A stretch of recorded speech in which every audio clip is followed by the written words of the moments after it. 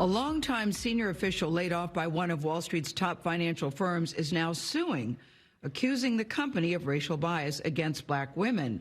Marilyn Booker spent more than a quarter-century at Morgan Stanley. She once led the firm's diversity and inclusion program, and now she claims, in her words, that black lives do not matter at Morgan Stanley. Now, the firm strongly disputes that. National correspondent Jericka Duncan spoke with Booker in her first network TV interview since filing the lawsuit. Jericka, Marilyn Booker has a lot to say. Good morning to you. Good morning. Marilyn Booker used to work right here at the headquarters, and she says, listen, she was an advocate for black employees. In fact, in recent years, she had been pushing a program that would allow for adequate training and support for black financial managers so that they could advance within the company. But Booker says she believes those efforts, among other things, caused Morgan Stanley to eliminate her position. Marilyn Booker recalled the day she learned her 26-year career at Morgan Stanley was over. The human resources person told me that my job was being eliminated, and the way they did it, 26 years, loyal employee, I like to say that I bled Morgan Stanley blue, and they fired me like I was a temp. That was on December 9th, 2019. Jobs are on the chopping block at Morgan Stanley. Amid a round of layoffs that Morgan Stanley said included around 1,500 employees, more than 100 of which were managing directors like Booker. For 16 years, Booker served as the global head of diversity. I remember when I was in that role, the firm, with respect to black employees, it was 8.8%.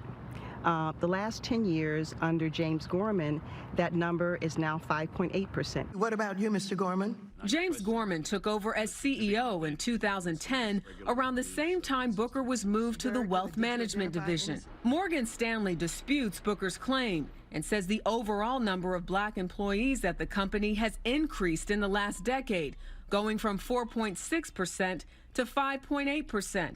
And the number of black managing directors has more than tripled. But Booker says the problem with diversity goes beyond numbers. They do not get the same mentoring. They don't get the same support, so they either fail out of the program or they walk away in defeat. Within months of proposing an idea to address those problems, Booker says she was fired. And this month she filed a lawsuit bringing claims against Gorman and managing director Barry Crouch for race and gender discrimination, retaliation, and unequal pay.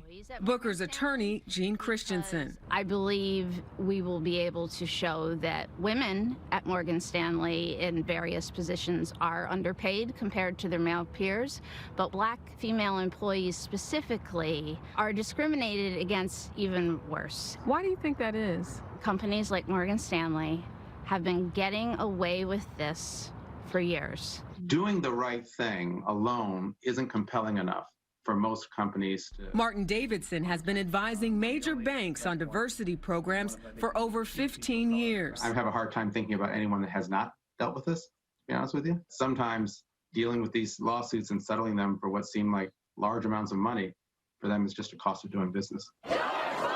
Just 1 week after protests erupted over the death of George Floyd, Morgan Stanley's CEO sent an email to staff acknowledging a turning point in race relations and announcing $25 million to create an Institute of Inclusion.